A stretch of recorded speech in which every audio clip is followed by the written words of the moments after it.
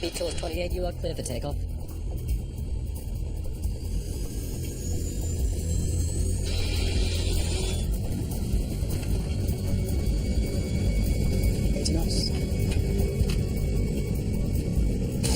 Stop! Don't hammer the brakes. Don't hammer the brakes. 137 people are on board this British Air Tours flight. Within minutes, nearly half of them will be dead. This should not really have happened. Evacuate! Evacuate! The aircraft didn't even get airborne. It didn't run off the runway, and yet still 55 people were killed. For investigators, it's a familiar routine. Reconstructing the final moments inside the cabin, analysing the wreckage and the flight data recorders. In the end, they turn to a psychologist to help them figure out how a survivable emergency turned into one of British aviation's most horrific disasters.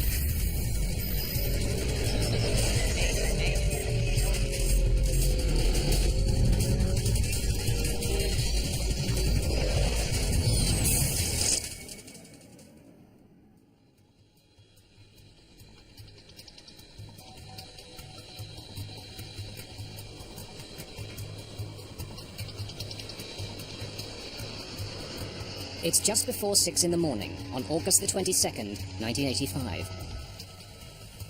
Manchester's airport is coming to life. The first flights of the day are being prepped for departure.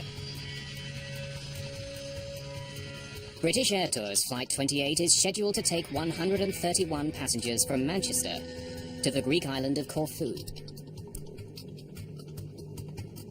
British Air Tours is a division of British Airways, specialising in low-cost flights to vacation destinations.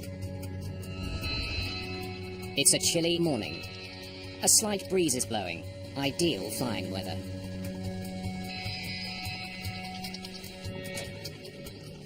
Most of the passengers on this early morning flight are travelling on vacation.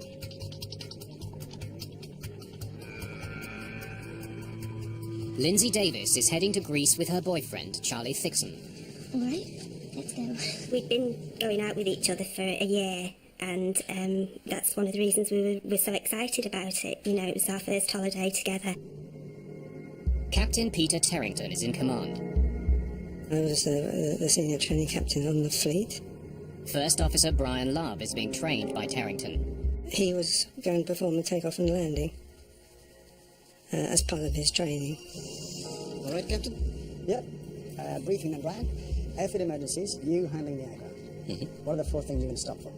Fire, failure, configuration warning, or you shouting stop. Okay, so you bring the thing to a stop, and I'll take over the aircraft and leave you to deal with the emergency. I'll liaise with ATC, okay? If you've talked about the possibility of an emergency and talked over what you will do, then if it actually happens, it's easier to recall those items. Okay, Brian, start 2. Starting 2. Oil pressure rising. Okay, go on. 25, 26, 27, 28, 29. 129 plus 2 on board, Captain. All strapped in, doors are closed and automatic. Thank you, Arthur. The crew is flying a Boeing 737.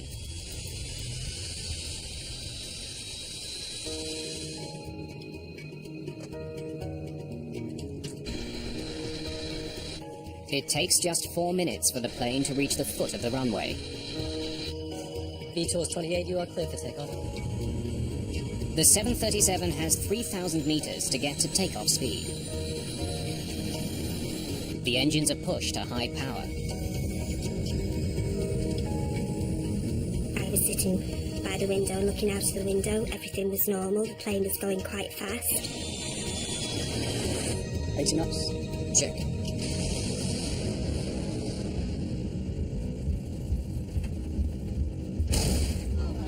We heard a dull thud, which sounded as if it came from outside. I was really keen to see what was going on outside, but couldn't see anything. Captain Terrington needs to act fast. Stop!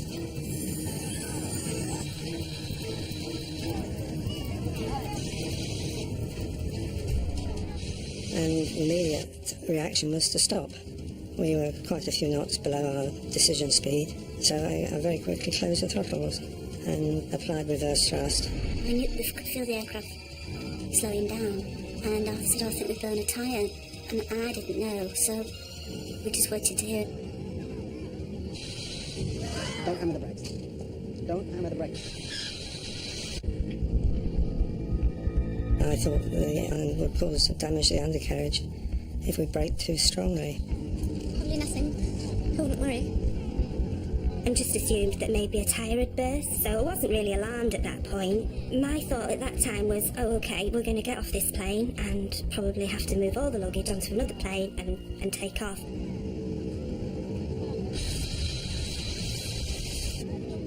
Soon, passengers on the left side of the plane see the real problem. I could see orange flames inside the back of the engine. And at that point, I thought, it's obviously not a burst tyre, that wouldn't cause that, and this is perhaps something a bit more serious.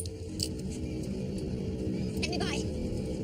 I'm not staying there. But at that point, I knew that I wanted to get off the plane, and I wasn't happy at all.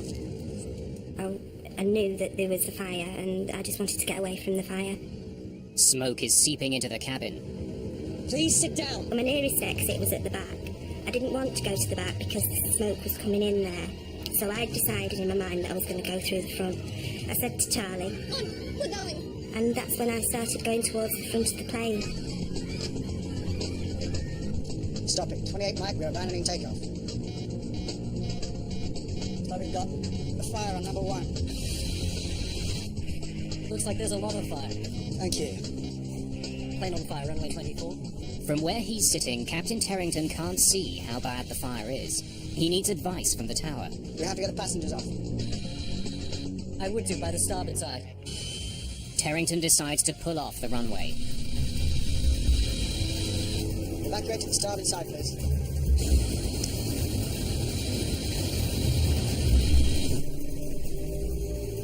Fire drill, number 1. Shutting down 2. Evacuate! Evacuate! Please stay calm! Before the flight crew leaves the cockpit, they must complete a 15-step checklist. Parking brake. Set. Speed brake lever. Down. But time is running out. We had an evacuation checklist, but it was 4 pages long, and the last item was to get the passengers off. Engine and APU fire warning switches. This didn't cover my problem at all. On the 737, there are 4 cabin doors. The 2 in the back are covered in flames and smoke, leaving only 2 for 137 people. Then, a mechanical problem eliminates one of those. Well, Arthur was opening one right, and it was really it was really trying to open, it was really hard to open. The back of the cabin is filling with smoke. It's making breathing difficult. Passengers rush forward. It just seemed to go on forever before they started evacuating. And that's when I thought, I'm not going to get off, it's going to blow up with all of us on it. Engine and APU fire warning switches. Right now, all 137 people on board are alive. But with every second, their odds of surviving are decreasing. Flight 28 is becoming a death trap.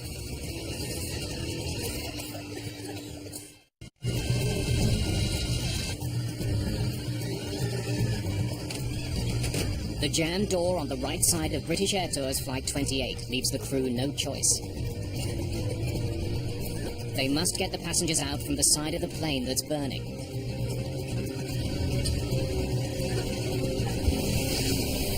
As soon as we opened the door, the fire service were already around, shooting foam up the slide that came into the galley floor. We wanted to start to evacuate the passengers, but there's a bit of a bottleneck and nobody was coming forward. The aisle is quite narrow where the galley is, and they were and then they were pushing forward, and I could see this boy that was really sort of pushed against the wall. He couldn't get out, so I pulled him by his t-shirt, had the yellow t-shirt on, and he sort of tumbled forward, and after that, everybody sort of just tumbled in behind him. And we just directed them down the slide.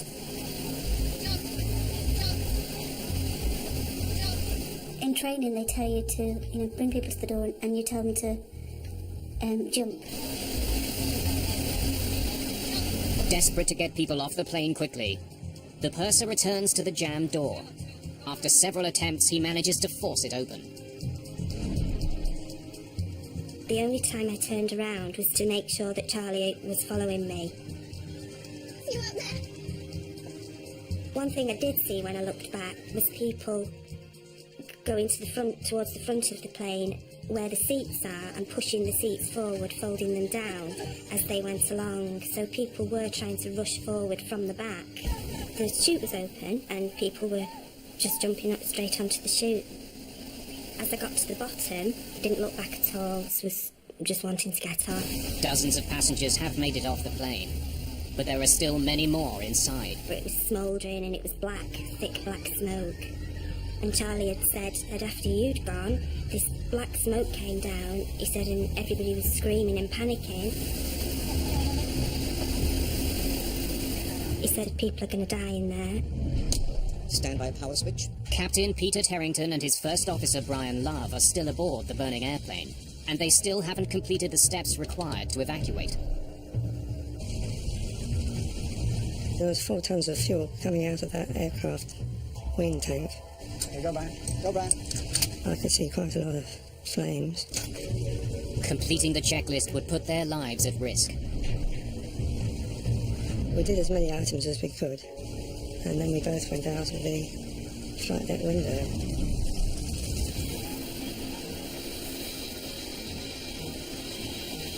There are no more passengers at the exits, so Joanna Toff decides to see if anyone else is left in the cabin. And the smoke was you could touch it. It was so thick, and you could take. It was awful, really.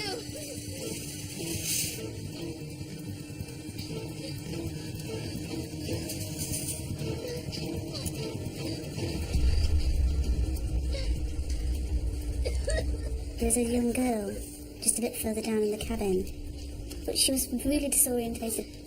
I mean, I suppose we all were, really. We just didn't have any idea what was going on.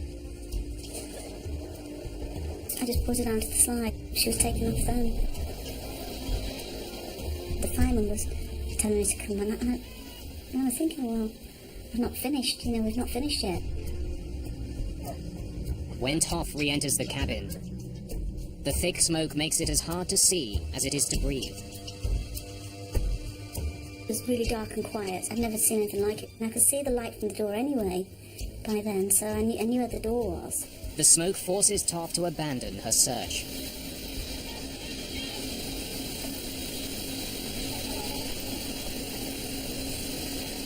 Just minutes after pulling off the runway, British Air Tours Flight 28 has been consumed by fire. We got out of the flight deck, which was relatively intact, and when we turned round on the ground, we saw a complete wreck of an aircraft, and it had happened in a matter of seconds. It was dreadful. 54 people are dead. Another would die in hospital.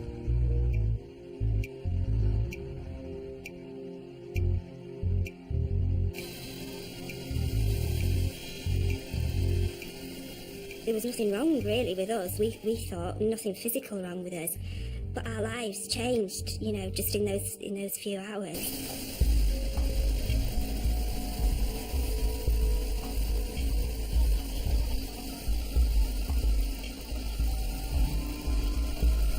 I couldn't breathe. I was virtually out the door. I couldn't breathe there. The smoke was coming in and everybody just stood up and ran out. It was just a mad panic getting out. Because when the smoke came, you just couldn't see anything at all. Couldn't see anybody. It takes 125 firefighters more than 2 hours to put out the fire. News of the disaster soon spreads around the world. British Prime Minister Margaret Thatcher flies to Manchester to visit the scene. When we get a terrible air crash of this kind, everyone is appalled and shocked. Every single aspect of this accident will be thoroughly investigated. It has to be. This is the 4th major commercial air disaster of the year. In June of 1985, an Air India jet exploded over the Atlantic Ocean. 329 people were killed. Weeks later, 137 people died when a Delta Airlines flight crashed at Dallas-Fort Worth Airport. And just 10 days before the Manchester crash, the deadliest single aircraft accident in history. Japan Airlines Flight 123, a fully loaded 747, slammed into a mountain, killing 520 people.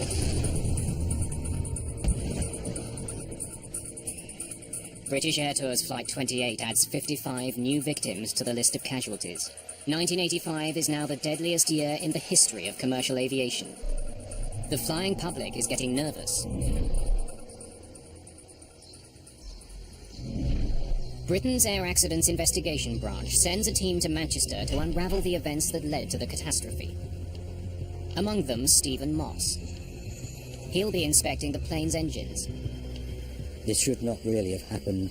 The aircraft didn't even get airborne. It didn't run off the runway, and yet still 55 people were killed. Chris Prothero is also on the team. His focus is on the fire. We were aware from initial reports that the fire had entered the aircraft very rapidly as the aircraft came to a halt, and that was a focus for me. It doesn't take too long for Stephen Moss to figure out where the trouble started. He sees damage to the plane that was not caused by fire. Well, the first thing we noticed clearly was the hole in the underside of the wing. And right next to it was a gaping hole in the side of the engine. It seems that one had led to the other.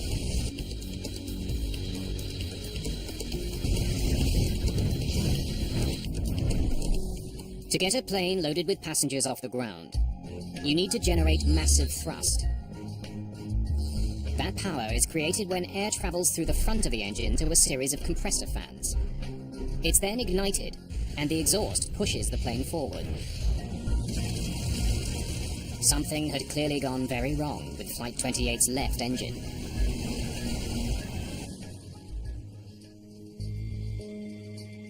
Investigators look for clues on the runway and in the cabin, hoping to discover why so many people died.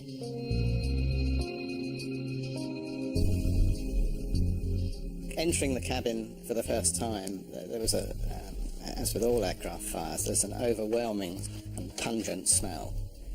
Burning plastic, burnt fuel, burning material had dropped down onto seats, and so that the aisles were filled up with the remains of overhead lockers.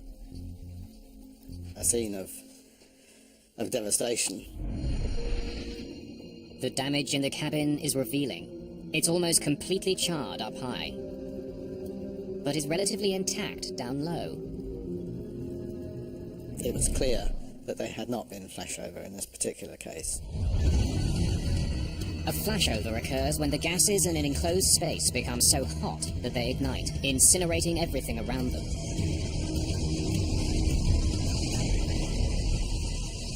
The way Flight 28's cabin is charred tells Prothero about the nature of the fire. Many of the seat squab, cushions, even things like the emergency evacuation cards, which are just plastic laminated cards, were pretty much undamaged. You could have wiped them off and put them on another aircraft and nobody would have known they'd been in this accident, whereas at the upper levels in the fuselage there was a great deal of heat damage, and this is not a characteristic of a flashover. The fire in the cabin had been severe, but should not have been catastrophic. This leaves investigators with two questions. Why did so many people die? And what caused the fire? The answer to the second question may be outside the plane, lying on the runway. Investigators find a large piece of dome-shaped metal along the plane's path. Stephen Moss can see it's from a piece of the engine called a combustor can. It looked like there'd been a separation of the can from the front end from the back end. The combustion chamber of the 737's jet engines contains 9 combustor cans. It's where fuel and air are mixed and ignited, so each can needs to withstand intense heat. Moss suspects the fractured can somehow blew apart and destroyed the plane's left engine. It had struck an underwing fuel tank access panel and put a sizable hole in that, which directly led to the release of a vast quantity of fuel. Proving the piece of the combustion can penetrated the wing is easy. It fits neatly into the hole in the wing. This was clearly, if you like, the root cause of the accident. The engine on the plane is a Pratt & Whitney JT8D. For Moss, that's of grave concern.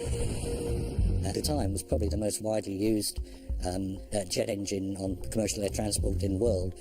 And it was obviously pretty urgent that we try and find the cause of this one in order to prevent other aircraft having the same problem.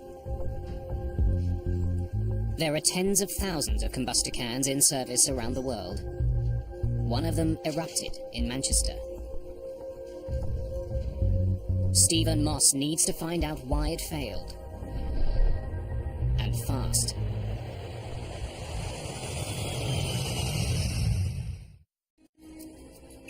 Investigators looking into the deadly fire on board British Air Tours Flight 28 study the plane's maintenance log. They discover the combustor can that ruptured had previously been repaired. We needed to look at that repair and how effective it was. During a routine inspection a year and a half earlier, mechanics had found small cracks in some of the combustor cans.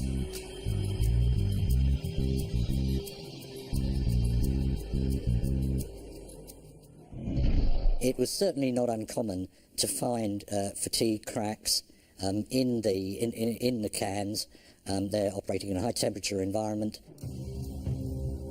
The manuals give various schemes for repairing these cracks. Investigators find mechanics repaired the cracks according to a procedure laid out in the engine repair manual. They welded them closed. But the crack on can number 9 was unusually long. The overhaul manual did not give any limit on the length of crack that could be repaired, and it was a longer crack than had been experienced before. It was still repaired. After the repaired cans were put back in the engine, mechanics had no way of knowing the weld didn't effectively seal the crack. That's because the cans can't be inspected while the engine is on the plane.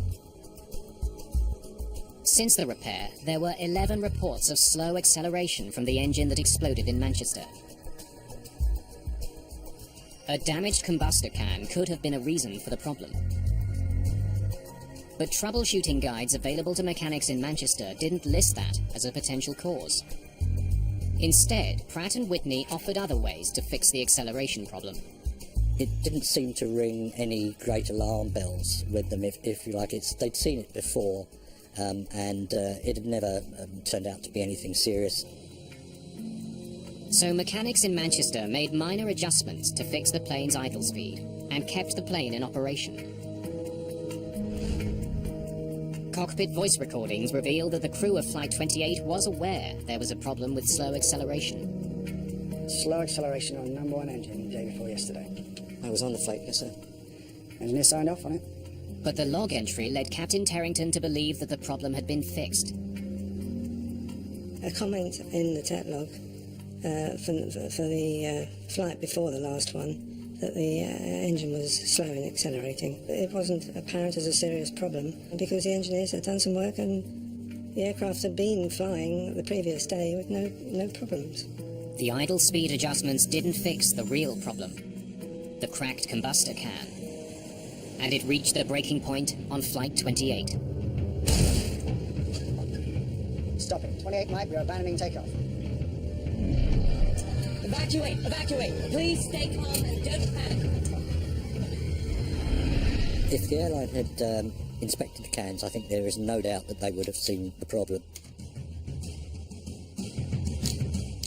Investigators now know the origins of the Manchester disaster. The welded crack in combustor can number 9 gave way as Flight 28 sped down the runway. The front of the can was ejected from the engine and put a hole in the underside of the left wing. That led to a huge fuel leak onto the damaged engine, which caused the fire. Engine fires are not uncommon. The body of a 737 is insulated with fire-retardant material to protect the cabin. Investigators still don't understand how a fire outside the plane spread into the cabin as quickly as it did. Fire Inspector Chris Prothero finds part of the answer from viewing photographs of the plane as it sped down the runway. It was clear from these photographs that there was a very dynamic phase to the fire whilst the aircraft was at speed on the runway, which produced this energetic, turbulent, sort of blowtorching type of fire, visually anyway, trailing behind the aircraft. A press photo from the day of the crash leads Prothero to a new theory. The photographs of the aircraft that appeared in the press showed the left thrust reverser deployed. The general impression that one got visually from that photograph was that the thrust reversers had effectively blowtorched fire against the side of the fuselage, and that, if you like, was the explanation as to why the fire had penetrated so quickly. That photograph and the implications of it actually, therefore, loom quite large. Stop! There are several ways to bring a speeding jetliner to a halt. One is with the brakes. Don't hammer the brakes. Another is with the engine's thrust reversers. Thrust reversers redirect the exhaust from the jet engine forwards. This helps slow the plane down. It looked as though the thrust reversers had simply blown this big fire on the left of the aircraft directly onto the side of the aircraft, directly onto the rear fuselage. That would explain why the fire destroyed the cabin so quickly. It now seems possible that Captain Terrington made the fire worse by trying to slow his plane down. But Prothero has two good reasons to doubt his theory. One is the location where charring from the burning exhaust gas, or efflux, was found.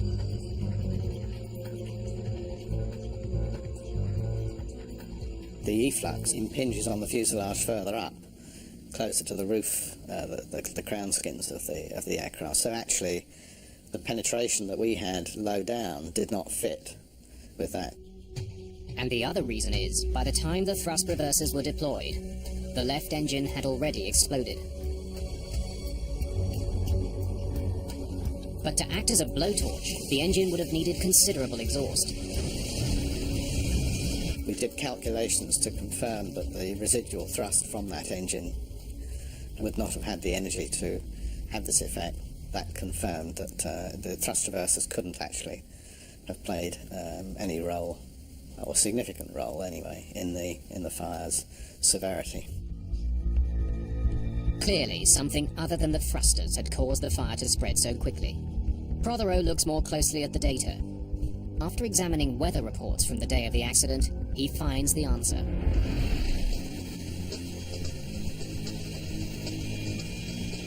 The wind was the main factor that determined the severity of the fire in terms of its attack on the outside of the aircraft, how rapidly it penetrated the aircraft, and it also affected the conditions inside the cabin. Believing he had blown a tyre, Captain Terrington made a fateful decision. Stop it. 28 Mike, we're abandoning takeoff. Well, when we heard the thud and we closed the throttles, it was my assumption that we were going to turn off the runway, clear the runway, ask air traffic for an engineer to come out and check the tyres. Like a highway, an airport runway has a series of exits. Captain Terrington chose one called Link Delta. So we got fire on number 1. When we got the additional information of a fire warning, the brain was already programmed to carry out the stop. The crew had been aware that they had a fire, but didn't really appreciate at the time the nature of the fire, the severity of the fire, so they had turned off the runway. Captain Terrington turned his plane to the right and brought it to a stop. He couldn't have realised that doing so would make the problem far worse. There was a crosswind, a slight crosswind, from the left side of the aircraft that was carrying the fire that was burning from the fuel that was pulled underneath the left wing. It carried that fire aft, rearwards, and took over and under the rear fuselage, in between the wing and the tailplane. The wind wrapped the fire around the back of the plane and into the cabin. If there'd been no wind at all, I think the situation would have been very much more benign. Investigators have discovered how the fire started and the conditions that caused it to penetrate the cabin. Now investigator Ed Trimble must solve the biggest mystery surrounding the Manchester accident. Here we had an aircraft which had aborted the takeoff for good reason, had taxied off and stopped in a taxiway in an expeditious manner, and yet 55 people had lost their lives. So there was a big question as to precisely why that had occurred. Investigators learned that most of the dead were not found in the worst burned parts of the plane. Autopsies will point to the real killer on Flight 28.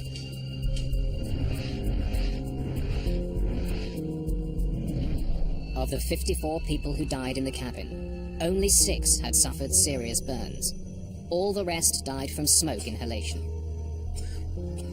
It seems the smoke in the cabin was particularly lethal. Survivors tell investigators that the smoke was unbearable. The smoke was really black, and it was almost touching. It was really weird. And they say the effect of that was shocking. Immediately, you took one breath of the smoke, you began to feel debilitated, and you knew that if you took another breath or two, you weren't going to make it.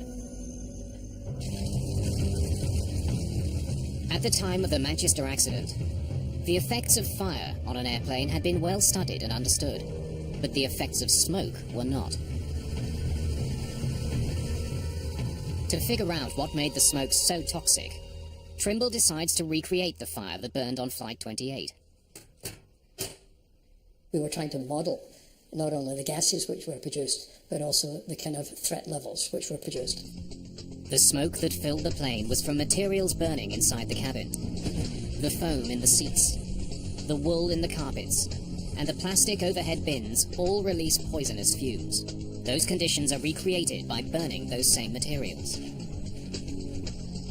Trimble discovers the passengers on Flight 28 inhaled smoke that contained a deadly blend of poisonous gases, including high levels of carbon monoxide and hydrogen cyanide.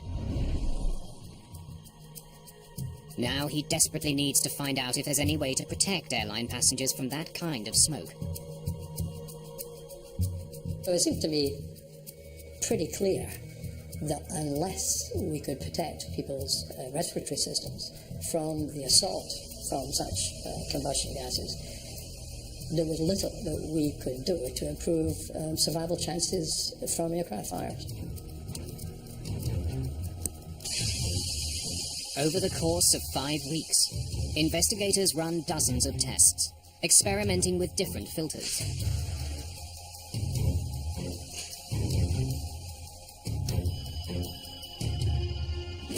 They burn nearly a quarter ton of material to create the necessary smoke. Their dramatic conclusion: it may have been possible to save passengers' lives. There was not the slightest doubt in my mind that in these situations, in an aircraft cabin, if it is being assaulted by combustion gases, your chances of survival are vastly improved if you have smoke hood protection. British Air Tours Flight 28 had only enough smoke hoods for the crew. They were never used. Trimble's research indicates that smoke hoods for passengers could have saved lives. There were hoods available, both of the filter type and the breathable gas type, which can provide a very high level of protection to people in these circumstances. Many of the passengers on Flight 28 would have survived with a few more minutes of breathing time. It was in a blink of an eye, you know, from the time, you know, we stopped on the runway, you know, just within a few minutes, it was all over, really. A full Boeing 737 is designed to be evacuated in less than 2 minutes. So even without additional time, more of the passengers on Flight 28 should have been able to get off. To discover why so many people never made it off the plane, investigators turn to an unlikely source for the answer.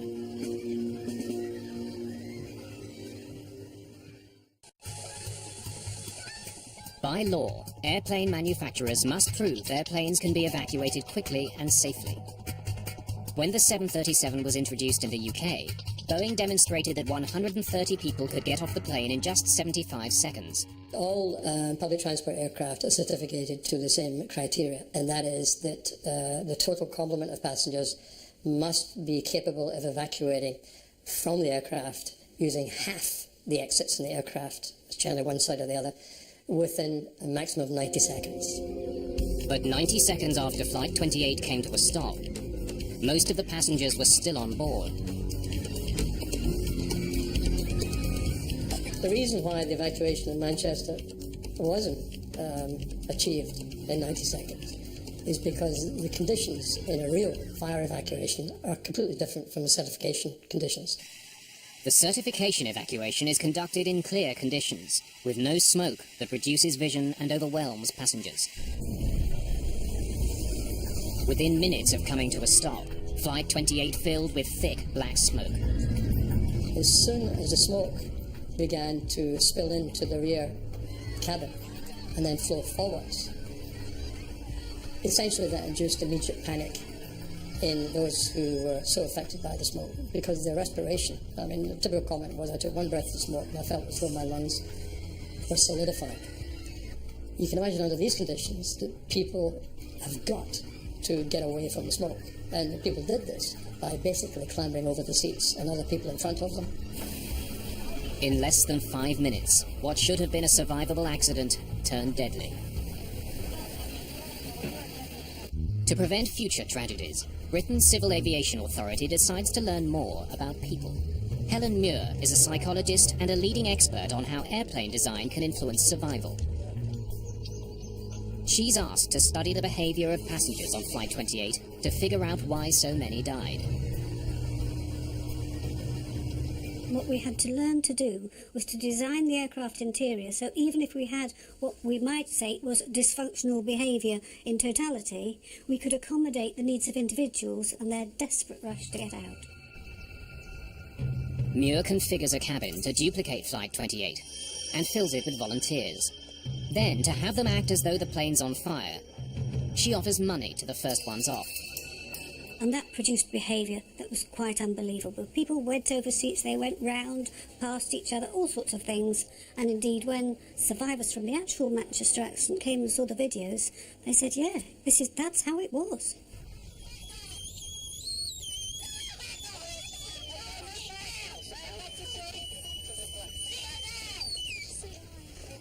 The evacuation of Flight 28 was slowed by the fact that passengers became jammed in the bulkhead opening separating the main cabin from the galley. Investigators discover the logjam was created by the design of the Boeing 737. The bulkhead opening was 22.5 inches wide, just enough for one person to fit through.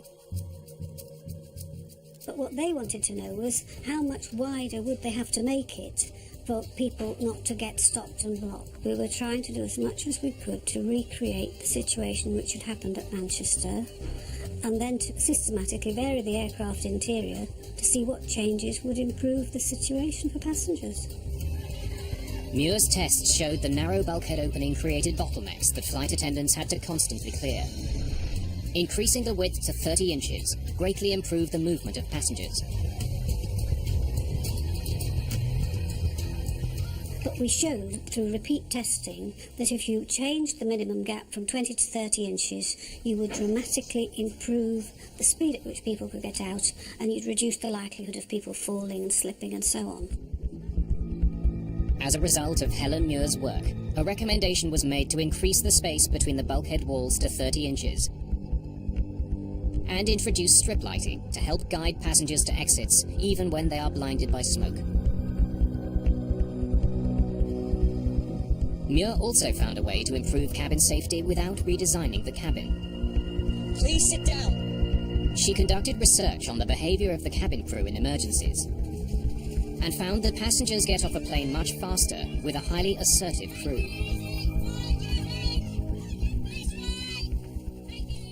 It's because we don't want people really making their own decisions. We want people to do exactly what the cabin crew or the procedures state, and we don't want people hesitating, particularly at the door. Helen Muir's research prompted manufacturers to redesign cabins to make them safer. But one safety feature remains controversial: smoke hoods. Ed Trimble believes they should be mandatory on all commercial flights. Without a doubt. Without a doubt. Helen Muir is less convinced. She studied how smoke hoods affect passenger behavior and is worried they would slow down the orderly evacuation of an airplane. We know you've only got literally 1.5 to 2 minutes for everybody to get out. What we don't want to have is something which is difficult to put on, so it slows people getting down. The most important lesson of British Air Tour's Flight 28 is that seconds matter. It's now universally accepted that it takes 90 seconds from the first sign of fire before it becomes unsurvivable. The passengers on Flight 28 lost valuable time when the starboard side door jammed. The investigators determined that the slide mechanism deployed too early, preventing the door from opening. There was a flaw that led the slide container's lid to jam if the door is opened too quickly. After the Manchester accident, Boeing quickly redesigned the system so that couldn't happen. But the recommendations made by the AAIB weren't adopted quickly enough to save lives 6 years later. In 1991, a Boeing 737 slammed into another plane on the runway in Los Angeles and caught fire. Many of the 22 people who died were overcome by smoke before they could get out. But in 2005, the crash of an Air France jet in Toronto showed how much has changed since the Manchester accident. All 309 people got off that plane in just 90 seconds. No one died. Some major changes to commercial airliners came about because of a flight that never left the ground. And that's the only way I can resolve it, with the death of 55 of my passengers. The fact that flying is now safer. I can't imagine anybody, doesn't wish that it hadn't happened. Despite what's been learned and despite maybe the subsequent lives that have been changed, you'd give anything for it not to have happened.